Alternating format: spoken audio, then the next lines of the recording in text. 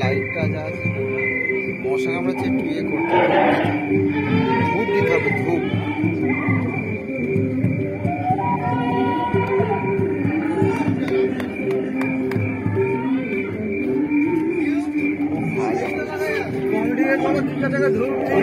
হ্যাঁ, কমিটি ধূপ দিতে হবে, আগুন